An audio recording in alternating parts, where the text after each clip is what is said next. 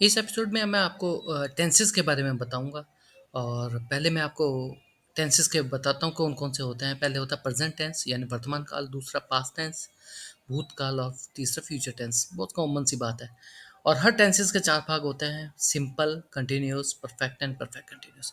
सबने आपको ये बता रखा होगा, लेकिन देखिएगा मैं आपको इसके अंदर कुछ डिटेल्स बताऊँगा और उसके बाद मैं आपको बताऊँगा इसका एक मूल मंत्र जिससे आप टेंसेस कभी भी नहीं भूल पाएँगे। आपके वोकैब्युलरी में भी ये टेंसेस आपके काम आएँगे। ऐसे ही पास्ट टेंस और फ्यूचर टेंस में है simple, continuous, perfect and perfect continuous. वैसे फ्यूचर में भी है simple, continuous, perfect, perfect continuous. ये एक छोटा सा पार्ट है बस, फॉर्मेट। ऐसे ही प्रेजेंट सिंपल टेंस है, जैसे अब मैंने आपको पहले बताया था, जिन वाक्यों के अंत में तात्विक आदि शब्दों का प्रयोग किया जाता है तथा कार्य के वर्तमान में रहने के संकेत मिलते हैं, उसे प्रेजेंट सिंपल टेंस कहा जाता है। फॉर्मूला सिंपल है, सब जानते हैं और सब टीचर्स ने बताया भी हुआ है सबको। Subject plus S A S, verb के फर्स्ट फॉर्म प्लस ऑब्जेक्ट। अब इस चीज़ में देखिए किसके साथ में वर्ब की फर्स्ट फॉर्म लगती है और किसके साथ में एस ई एस का प्रयोग किया जाता है।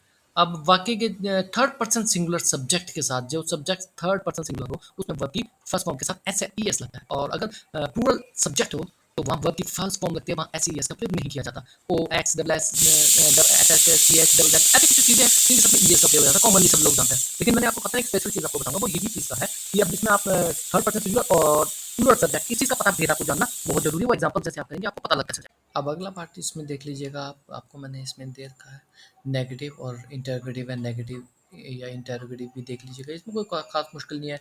नेगेटिव में सब्जेक्ट और फिर डू डज का प्रयोग किया जाता है। डू डज कहाँ प्रयोग किया जाता है वो भी आपको मैंने डिटेल में बता दिया है। वैसे इसमें इतनी ज़्यादा कोई हार्ड एंड फास्ट कोई वो तो नहीं है गन जो समझी ना जा सके। बिल्कुल सिंपल सी चीज़ है।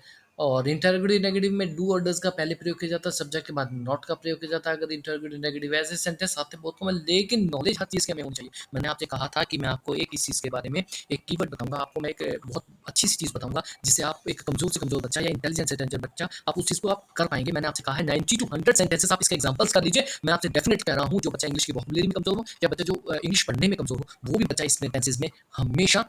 ये कुछ एग्जांपल्स हैं जिनके आंसर्स मैंने नीचे दे दिया गया। आशा करता हूँ आप इनको थोड़ा सा चेक करेंगे, देखेंगे और आंसर्स को बाद में देखिएगा। पहले क्वेश्चंस को देखिएगा इसमें कितना कर सकते हैं और उसके बाद में आप मेरे को बताइएगा।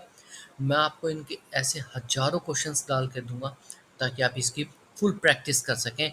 बाकी प्रेज़ेंट और पास्ट एंड फ्यूचर में आपको नेक्स्ट एपिसोड में डाल के दे दूँ। मैंने आपसे कहा था कि मैं कुछ अलग आपको इस चीज़ में दूँगा, इस एपिसोड में दूँगा ताकि आगे के भी लेके आगे फ्यूचर के लिए हो।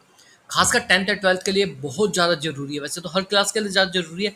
एसएससी एक ऐसा सब्जेक्ट है जिसको हम बहुत लाइटली लेते हैं और जिसके कारण से हमें बहुत प्रॉब्लम झेलनी पड़ती है कि हमारे कम नंबर्स आते हैं, कम मार्क्स आते हैं। हम रट्टा ही मारते हैं बस खाली किसी भी चीज़ के लिए। इसलिए मैंने ये बुक्स आपके सामने पेश करी है। मैं आपको लेसन वाइज़ इसको बता सकता हूँ। आप मेरे से कॉन्टैक्ट कर सकते हैं। मैं आपको इसके क्वेश्चंस बता सकता हूँ। मैं आपको इसको बता सकता हूँ कि एग्ज़ाम्स में किस तरह का आपका पैटर्न आया करेगा, किस तरह से आप उसको सॉल्व कर पाएँगे, किस तरह से आप आंसर दे पाएँगे ताकि आपकी परसेंटेज कभी भी किसी चीज़ में डाउन ना हो।